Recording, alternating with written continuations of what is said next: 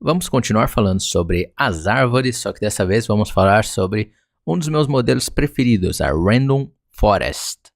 Para fazer isso, eu vou pegar os mesmos dados que a gente usou da última vez, o dado do California Housing Train, e eu também copiei aqui a nossa divisão entre validação e entre treino e validação. Eu lembro que a gente tinha conseguido com aquela árvore de decisão mais ou menos 62 mil de erro. Então vamos ver como é que a gente faz, quais são os parâmetros importantes da gente tunar uma Random Forest, porque não é simplesmente chamar Random Forest e deixar ela rodar sem ajustar nenhum parâmetro que vai fazer o negócio, vai dar um resultado melhor ou resolve o problema que você quer, tá? Mesmo assim, eu acho que a Random Forest é um modelo bem para um dia preguiçoso, porque tem um parâmetro que você ajusta que já resolve bastante coisa nela. Então vamos lá. Para a gente adaptar aqui, só relembrando, nós estamos usando os dados para prever o valor de uma casa lá na Califórnia, baseado nas características da casa e do bairro onde essa casa está. Então a gente fez o nosso X e o nosso Y, separamos 50% para treino, 50% para validação e vamos colocar aqui o nosso modelo. Como agora nós não estamos com uma árvore só, vamos chamar de árvores e vamos chamar pegar o objeto aqui do scikit-learn. Então, from sklearn ensemble import. Lembrando que isso aqui é uma tarefa de regressão, mas tudo que eu falar aqui vale para classificação também. Muda muito pouca coisa entre regressão e classificação nesses modelos. Então vamos lá, criamos o objeto, vamos fazer o fit, arveres.fit, arveres.predict, o fit no nosso xtr e ytr, e vamos prever no nosso xval. Aqui eu preciso colocar o random state porque uma árvore de decisão tem vários pontos em que... Uma árvore de decisão não, uma random forest, na hora que você está criando ela, tem vários pontos em que ele vai usar aleatoriedade para criar esse modelo. Então é importante colocar um random state para fixar essa aleatoriedade e os resultados serem reprodutíveis. Vamos rodar isso aqui só para ver qual é o score que a gente pega. Então name train test split not defined, porque eu preciso importá-lo aqui. Então cross... Eita, não, que eu esqueci. Model selection import train test split. Vamos ver se agora ele roda. Ele provavelmente vai rodar.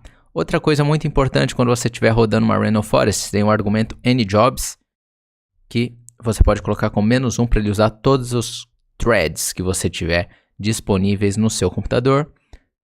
Tem gente que fala que é melhor usar só o número de núcleos, etc. e tal, mas eu não vejo muita diferença. Se eu soubesse o número de núcleos que eu tenho aqui, eu usaria, mas não sei. Então, anyJobs, você só precisa saber que é o número de árvores em paralelo que ele deve criar. E vamos lá, from sklearn.metrics import mean squared error, porque ele deu o erro ali, que eu esqueci de importar o erro que a gente está usando. Isso é normal, geralmente eu tenho esse método de ir vendo o que dá o erro para ir corrigindo. Então, olha só, logo de primeira nós já temos 50.822 de erro, né? O nosso melhor erro vamos colocar aqui default, e vamos novamente fazer uma homenagem para o pessoal do R, usando esse símbolozinho. Vamos colocar aqui a nossa árvore default, ela tem esse erro muito bom perto da árvore de decisão. Geralmente esse vai ser o caso, uma Random Forest geralmente vai te dar um resultado melhor do que uma árvore de decisão sozinho. Agora vamos entender o que a Random Forest está fazendo. Eu recomendo que para você entender muito bem, você leia o paper original, eu vou colocar o link aqui embaixo, do Leo Bryman. É muito simples de entender esse paper, tá em inglês, é meio antiguinho e tudo mais, mas é muito prático esse paper, e eu recomendo que se você quer ficar expert em Random Forest, você leia o paper. Mas basicamente a ideia é a seguinte, em vez de criar uma árvore de decisão, nós vamos ter agora várias árvores de decisão, e a nossa previsão vai ser a média das previsões dessas árvores. Então a gente antigamente tinha uma árvore que fazia lá os splits dela e nos dava uma previsão. Agora a gente vai ter uma outra árvore e que vai dar uma previsão, vamos colocar aqui P1, P2. E aí, essa seria a Random Forest mínima, né? Um ensemble, na verdade, mínimo. Então a gente pega P1, P2, divide por 2 e essa é a nossa previsão. Então, em vez de usar uma árvore só, a gente usa duas árvores. Aí você fala, Mário, mas árvores, a gente não vai ter sempre a mesma árvore nesse caso, né? O que adianta se a previsão for igual, a gente fizer a média, vai dar a mesma previsão de usar uma árvore só. Mas aí é que entra a parte inteligente de você usar uma Random Forest. É a forma como essas árvores são criadas que usa aleatoriedade. E como é que uma Random Forest aplica aleatoriedade? Ela vai aplicar em 2 aspectos. Nas features e ela vai aplicar nas linhas ou nos exemplos que ela vai usar. Então a primeira coisa que a gente vai fazer aqui é o seguinte. A Random Forest ela não vai usar todas as linhas do seu dataset. Se o teu dataset tem 1000 linhas, ela vai pegar uma amostra com reposição, também conhecido como bootstrap sampling, ou também uma outra forma que você vai encontrar isso na literatura de machine learning, em blogs e tudo mais, é como bagging. Então a ideia da amostra com reposição, se você não sabe, é basicamente você tem lá 1000 exemplos, você pega um exemplo e depois você olha esse exemplo e joga ele de volta dentro da tua caixinha de exemplos. Então, é diferente, por exemplo, de quando sorteiam uma Mega Sena. Quando sorteiam uma Mega Sena, eles pegam uma bola, sorteiam lá a bola número 27, por exemplo. E aí eles tiram essa bola do sorteio lá, né? Porque já foi sorteada. Aqui não. Aqui a mesma bola poderia ser sorteada 2 vezes porque é com reposição. A gente poderia ter várias bolas, né? Vários números 27 na nossa Mega Sena desse caso. Por isso que chama amostra com reposição. O que isso significa? Que você vai ter exemplos repetidos, mas mesmo com esses exemplos repetidos, todas as amostras vão estar muito similar, né? Elas vão ter pequenas variações, mas muito similares à amostra original. Então isso vai gerar um certo ruído, mas vai ser um ruído bom, que ele vai meio que explorar espaços diferentes do dataset que a gente tem. Então a gente tem um dataset que é uma amostra de um fenômeno que está acontecendo na natureza, né? Seja com seres humanos, seja o que for, tudo é natureza, no nosso caso aqui. E aí o que a gente vai estar... a gente às vezes esquece que essa é só uma amostra, né? Não é uma representação completamente fiel da realidade. Quando a gente tem 1000 exemplos, 10.000, 1 milhão de exemplos que seja. E aí essa é uma forma sintética da gente gerar mais amostras, que é mais ou menos assim. Se eu não tivesse essa amostra, se eu tivesse uma outra amostra e fosse, no caso, essa amostra com reposição, né? Se eu tivesse pegado outros 1000 exemplos, ou se eu tivesse pegado esses exemplos em outro momento, qual seria a minha amostra? Então, ele tenta, com esse bagging, reduzir a variabilidade que a gente veria no modelo por causa da dependência de uma amostra específica. Então, ele tenta gerar várias amostras diferentes para reduzir essa variabilidade, para reduzir esse ruído que a gente vê de ter uma amostra específica. Aí você fala, Mário, você falou que aumenta o ruído, reduz o ruído. Na verdade, é uma amostra mais ruidosa se você pegar cada uma delas, mas é uma amostra menos ruidosa quando você pega no agregado, quando você pega todas as árvores que vão ser criadas sobre cada uma amostra dessas. Pode parecer meio complicado, pelo menos quando eu explico essas coisas, parece que eu estou fazendo a coisa mais difícil do que deveria ser, mas essa é basicamente a ideia. E essa é uma das formas que ele vai gerar aleatoriedade. Então, se a gente pegar o nosso exemplo aqui de árvores, então uma árvore vai ser com a amostra 1, com reposição, a outra árvore vai ser criada na amostra 2. E só isso já faz com que as previsões delas sejam diferentes. Isso aqui é o que a gente chama de bagging, tá? É uma forma de você gerar um ensemble de árvores. Mas aí o Leo Bryman foi um passo a mais e falou, tá, além do bagging, eu vou fazer um subspace sampling, né? É um nome bonito para dizer, eu vou pegar só uma parte das features. Então, em vez, por exemplo, se a gente tem 10 features, a gente vai fazer o seguinte, a gente vai pegar 2 features para cada árvore. Então, como é que vai ser isso? Vamos pegar aqui as nossas árvores, então a gente já fez uma amostra para a árvore, só que aí a gente vai selecionar só 2 features aleatoriamente dentre as features que a gente tem, dentre as 10 features que a gente tem. Então, a gente vai pegar essa árvore e vai criar sobre a amostra 1 e sobre essas 2 features aleatórias, né? Então, é uma amostra de features também. A outra árvore a gente vai pegar e vai criar sobre 2 features. Podem ser as mesmas? Pode ser aleatoriedade, né? Se aleatoriamente a gente sortear as mesmas. Mas provavelmente serão features diferentes. Então, a gente sorteia features para criar cada árvore. Tem alguns casos em que ele sorteia no nível de split. Então, dentro de cada árvore, ele vai, cada vez que ele for procurar um nó, ele vai sortear um pouco das features para poder fazer um nó só nessas features que foram sorteadas, mas nesse caso A gente está falando de sortear essas features no nível da árvore, tá? Inclusive, depois eu vou ver se o Scikit-learn está usando o sampling. Eu precisaria ver no código aqui se ele está usando o sampling por árvore ou por amostra, ou por nó. Então, beleza. E isso aqui, como você pode imaginar, tem milhões de variações que a gente pode fazer nesse tipo de ensemble.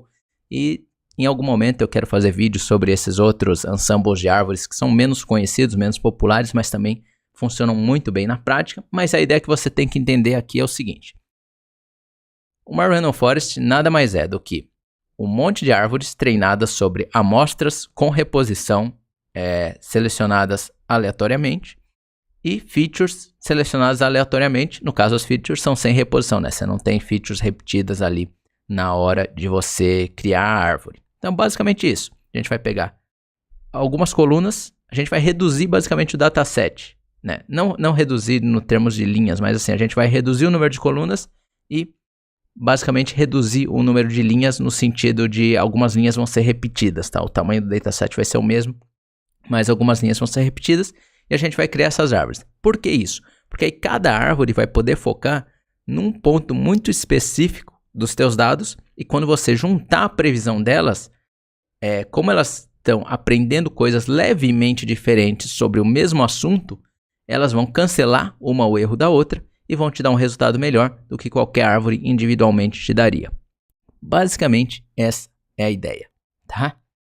Então, vamos ver como é que a gente faz para ajustar os parâmetros. O parâmetro mais importante é o número de árvore. E no Scikit-learn vai ser o N-estimators. Então, por padrão, são 100 árvores, e aí deu esse resultado aqui. Eu geralmente gosto de colocar o máximo de árvores que o meu computador puder lidar. Porque você vai ver que quanto mais árvores a gente coloca, menos overfitting tem. Então, melhor fica o modelo. Ó, eu vou mudar aqui para 200 árvores, você vai ver. Tomara que ele reduza o erro, senão vai ser aquela história de eu te falar uma coisa e ele fazer diferente, porque o dataset é diferente. Mas vamos ver, ó. Então a gente colocou aqui 200 árvores, reduziu um pouquinho o erro para 50,633. Vamos colocar aqui 300 árvores e vamos ver. Se você pensar o que está acontecendo quando a gente aumenta as árvores, a gente está tendo mais amostras de features e dos exemplos diferentes que estão pegando espaços diferentes do nosso dataset, né, do fenômeno que a gente está tentando modelar e está fazendo uma média. Então, está meio que cancelando o erro, né? Nós estamos pegando amostras de árvores treinadas sobre esse espaço de possíveis árvores que a gente teria e está fazendo uma média. Então, quanto mais amostras, geralmente na estatística, melhor vai ser a nossa estimativa. E é esse o caso. No caso, a gente está fazendo amostras de modelos sobre um dataset. E veja só, aqui reduziu bem pouco. 50.616 e o número de parâmetros ideal vai depender de cada dataset mesmo que você for lidar. Não tem como eu te falar, coloque sempre, sei lá, 200 árvores. Eu gosto de ter 1000 árvores, tá? Se eu puder. Porque aí ele fica bem estável no sentido de previsões. Agora, vamos falar, Mário, tá, beleza, eu coloquei 300 árvores, é só isso que eu preciso fazer? Não. Existe uma outra forma também de você controlar o overfitting de uma Random Forest. Logicamente, quanto mais árvores, o que o pessoal confunde é o seguinte, fala, Random Forest não overfita. Não é verdade.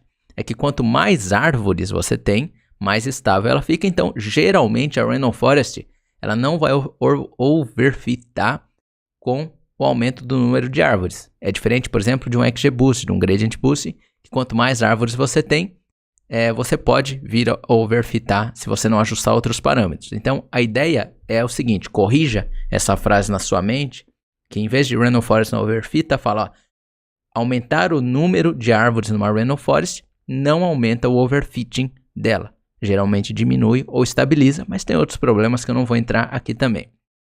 Basicamente, coloque o máximo possível para o seu computador aí, mas 1000 árvores geralmente é um valor bom. O legal aqui é que tudo que você aprendeu no outro vídeo você consegue usar aqui também. Então nós vamos usar, em vez do max depth, eu vou usar o min samples leaf, que é o número de exemplos mínimo que eu quero na em cada nó das árvores. Então deixa eu ver onde é que está aqui, min samples leaf. Então quer dizer, se você tiver, mesmo seja, por exemplo, eu coloquei aqui 300 exemplos e não reduziu tanto assim o erro do jeito que eu queria. Então eu posso testar. Se eu disser que cada árvore precisa ter no mínimo 2 exemplos em cada nó final, será que vai melhorar? Tem hora que não melhora. Tem hora que é melhor você ter árvores extremamente profundas e milhares de árvores. Mas tem hora que isso aqui ajuda, principalmente em datasets pequenos, igual é o nosso aqui. Vamos rodar e vamos ver se vai ser o caso. Então a gente tem o NEstimators 300 e a gente tem o MinSamplesLeaf igual a 2. Aqui o MinSamplesLeaf por padrão é igual a 1. E aqui você vê que piorou. Então no nosso caso ele está aceitando numa boa que as árvores sejam profundas, porque a gente tem muitas árvores. Deixa eu tentar mudar aqui para 50 árvores, para você ver como o MinSamplesLeaf pode fazer diferença. Então vamos lá, NEstimator 50, MSL igual a 1. Nós temos 51.270.8. Vamos ver então se a gente mudar o MinSamplesLeaf para 2. Então a gente tem menos árvores, mas são árvores menos profundas. E ele piorou aqui porque, claro, quando eu quero te dar um exemplo, ele não colabora comigo. Então, NEstimator 50, MSL igual a 2, deu esse erro aqui. Vamos tentar com 10 estimators, tá? Para ver se agora ele colabora comigo. Então, com 10 estimators, MSL igual a 2, ele nos deu esse valor. Vamos tentar com MSL igual a 1 para ver se ele, enfim, colabora comigo aqui para te ensinar. E agora ele colaborou. Veja só. MinSamplesLeaf igual a 1, ele deu esse erro maior, 53.500 e pouco. Então você vê assim, existe essa interação entre número de árvores e o quão profunda pode ser cada árvore. Aliás, aqui é NEstimators igual a 10. Então se você tiver mais árvores, geralmente você pode usar árvores mais profundas. Mas se você tem menos árvores, geralmente essas árvores não podem ser tão profundas, senão elas vão overfitar. Outros parâmetros interessantes aqui da Random Forest que a gente pode conversar. Tem, claro, o Max Depth, que é aquele que você já aprendeu no outro vídeo. Se você não viu, veja o outro vídeo que eu explico em muito mais profundidade esse argumento sobre profundidade da árvore. Tem esses outros argumentos que são o mesmo da árvore que a gente já conversou no primeiro vídeo. E uma coisa que muda aqui é que tem o Max Features. Max Features é o número de features que vão ser consideradas em cada amostra da árvore. E aqui veja só, ele está falando number of features to consider when looking for the best split. Então provavelmente o Scikit-learn ele não está selecionando as features no nível da árvore. Ele está selecionando as features a cada split que ele vai fazer dentro de uma árvore. É um detalhe, mas é importante eu te falar isso para não ficar incorreto esse vídeo. Basicamente, o que é esse argumento Max Features? É mais ou menos assim, se eu tenho 10 features, quantos por cento dessas features eu vou pegar cada vez que eu for tentar fazer um split? Então, se eu colocar aqui 20% de features, ou então 2 features a cada 10 features, então se eu colocar aqui, pegue 2 features cada vez que você for tentar fazer um split, ele vai sortear 2 features, igual eu te falei naquele exemplo, para fazer o split só considerando essas 2 features, né? Ele vai limitar justamente para gerar diversidade. Quando a gente fala de ensemble, diversidade é muito importante. E geralmente tem alguns papers, né, que falam que para regressão, geralmente você usar um valor, agora eu me esqueci, mas lá no paper do Léo Breiman tem exatamente quais são os valores. Eu acho que para regressão eles recomendam você poder sortear entre todas as features, e para classificação geralmente eles recomendam você usar o log 2, se eu não me engano, nesse paper original. Então você pega o número de features, tira o log base 2 e esse vai ser o número máximo de features, mas na prática eu vejo funcionar melhor isso aqui, a raiz quadrada. Então se a gente tiver 100 features, cada nó a gente vai considerar uma amostra aleatória de 10 dessas features para fazer o próximo nó, para selecionar a feature e fazer o próximo nó dentro da árvore, tá? Essa aqui é uma das partes importantes, mas não chega nem perto da importância de você definir o número de árvores e a profundidade das árvores, tá? Isso aqui é um detalhezinho que geralmente não vai fazer um modelo ruim ficar absurdamente bom, tá? Ele vai melhorar um pouquinho só. Vamos ver outros parâmetros. Bootstrap aqui, o Scikit-learn dá essa opção da gente fazer Bootstrap ou não na Random Forest, mas originalmente a Random Forest tem o Bootstrap, e quando eu falar sobre Extremely Randomized Trees ou Extra Trees, você vai entender por que tem esse parâmetro, mas por enquanto considere ele como true, que é aquela ideia de fazer a amostragem com reposição na hora de construir a árvore. O B-score é um negócio que deixa muita gente confusa, por quê? Em tese, você poderia calcular o erro das suas random forests calculando o seguinte, você fez lá a amostra com reposição, então claramente, alguns exemplos vão ter sido repetidos, né? Deixa eu até fazer aqui um esqueminha para você entender melhor. Então vamos lá, vamos dizer que a gente tem o exemplo 1, 2, 3, 4 e 5. E aí a gente fez uma amostra com reposição, ficou 1, 1, 2 e 3, tá? Porque tem que repetir cerca de 60% dos exemplos são únicos, tem um resultado matemático aí. Então 1, 1, 3, 4, 5. Vamos dizer que a gente tenha essa amostra. Em tese, a gente poderia medir o valor de uma árvore treinada nessas amostras, a gente poderia ver qual é o erro nessa amostra que ficou de fora. Porque se a gente não usou para treinar, a gente teoricamente pode medir como uma validação o erro da nossa árvore nessa amostra de fora. Isso é o out of bag score. Deixa eu ver se é out of bag mesmo, porque faz tempo que eu não vejo. É out of bag sample score. Na teoria, é lindo isso. Deveria funcionar muito bem. Mas na prática, isso aqui subestima muito o erro. Isso aqui fala que você tem um erro muito melhor do que você tem. Ou uma acurácia muito maior do que você realmente tem. Então, não confie nesse OB Score. Eu nem uso isso aqui, já tentei usar, nunca deu certo, tá? Porque a ideia é boa, mas não funciona na prática. Outro argumento importante de você saber é o Max Samples. Então, nesse caso ele vai falar, tá, existem... Em geral, quando a gente vai fazer o bagging, a gente pega o mesmo número de samples, o mesmo número de exemplos que a gente tem nos dados originais. Então, a gente tem 8.500 exemplos nesses dados, a gente vai pegar com reposição 8.500 exemplos. A diferença, novamente, eu sei que eu estou enchendo o saco, mas é para você lembrar, é que alguns desses exemplos vão ser repetidos nas nossas amostras com reposição.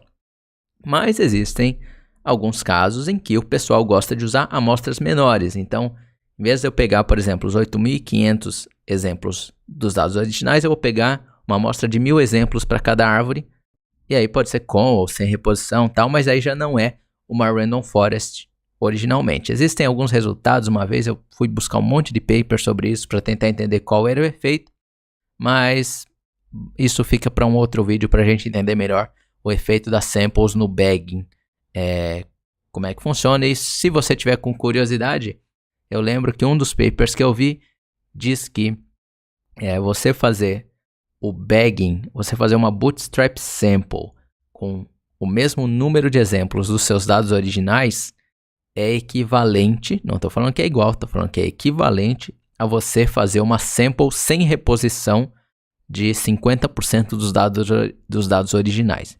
Então a ideia é, se eu tiver 10.000 exemplos, eu fizer uma sample, uma amostra com reposição de 10.000 exemplos sobre esses dados originais, vai ser equivalente em, sei lá, alguma característica estatística e tudo mais, a eu fazer 50% de uma amostra sem reposição nesses mesmos dados. Não precisa entender isso, é só uma coisa que eu lembrei agora. É um negócio que eu pesquisei, até já esqueci quais são as propriedades que se mantêm equivalentes entre essas duas opções, mas basicamente só para você saber. E claro, a gente pode usar feature importance e tudo mais, mas também isso aqui é para outro vídeo, não é especificamente da Random Forest. Basicamente essa é a ideia, é isso que você precisa saber na hora de usar uma Random Forest. Geralmente bota um monte de estimators e se você precisar tunar um pouco mais, tuna o min samples leaf. Eu fico lembrando de 500.000 coisas que eu poderia te explicar aqui, mas são coisas melhor explicar em outro vídeo. É isso aí, muito obrigado, deixe seu like, se inscreva no canal, ative o sininho, faça tudo que for possível aí no YouTube, divulgue para seus amigos. É isso aí, espero que você tenha aprendido alguma coisa hoje. Até a próxima.